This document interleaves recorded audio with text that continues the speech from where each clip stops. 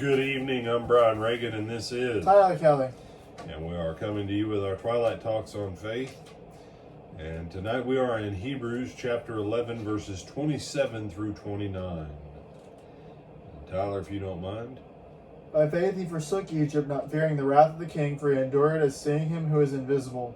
By faith he kept the Passover and the sprinkling of blood, lest he who destroyed the firstborn should touch them. By faith they passed through the Red Sea as by dry land, whereas the Egyptians, attempting to do so, were drowned. All right. Now, as you look at Moses, as his story began back in verse 23, by faith Moses was hid by his parents. Then verse 24, by faith Moses refused to be called the son of Pharaoh's daughter, chose to suffer affliction, and then also chose the riches, the greater riches of Christ. That took him to his next logical step in 27. By faith he forsook Egypt. He forsook an established country with established cities and everything else, and instead he chose a people that God was forming them into a nation. And it says he forsook Egypt, not fearing the wrath of the king. He could have come back. Honestly and truly, Moses could have come back and probably led a coup and overthrown Pharaoh. Overthrown Pharaoh as king. Because oddly enough, at that time, the Pharaoh was a king. The full scope of pharaohdom had not yet come into existence yet. That's one of those little things when people are all about, no, the Bible's right in its terminologies. He didn't fear. You and I can't even walk into the White House without trying to get on a scheduled list. And we have to be there at a certain day, at a certain time, with XYZ documents, and go through this checkpoint and that checkpoint, and.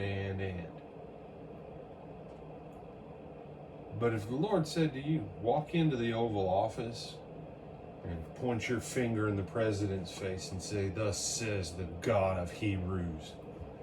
You say, bro, the Secret Service would be all over you and they'd kill you. Right. Do you think it was any different in Moses' day?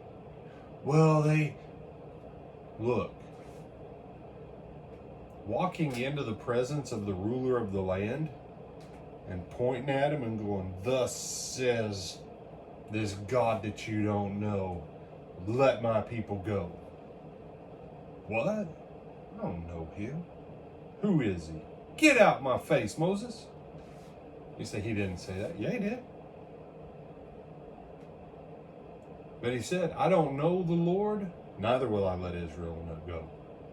But he also asked that question, who is the I am that I am? He'll learn. He'll learn over 10 plagues and the destruction of his army. He'll learn who is the I am that I am. But you realize every time Moses walked in and things got worse, it became more dangerous for Moses. I mean, at some point, Pharaoh should have probably tried to just kill him. But Moses, walking in faith, had no fear.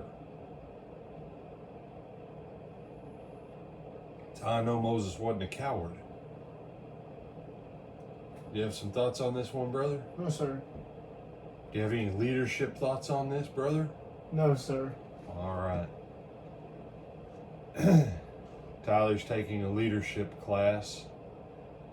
I'm taking one in my program. He's taking one in his program. And we chuckle at how people try and spin the great leaders of the Bible to make it look like American management concepts in the 20-teens and 2020s.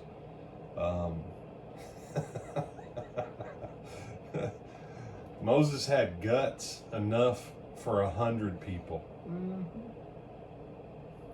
And he had guts because he had faith, because he knew the one who had his back. And You say, but brother, didn't he get mad and want to quit and kill everybody? Because if you've actually ever led people and tried to be in submission to God and achieve the mission that God gives you, and you're trying to lead people, by American management and leadership standards, Moses failed.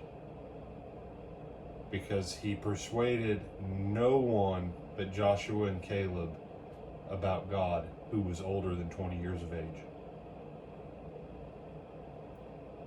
But because Moses did it by faith, God's purpose was accomplished. Moses stayed his course in spite of a couple of mistakes.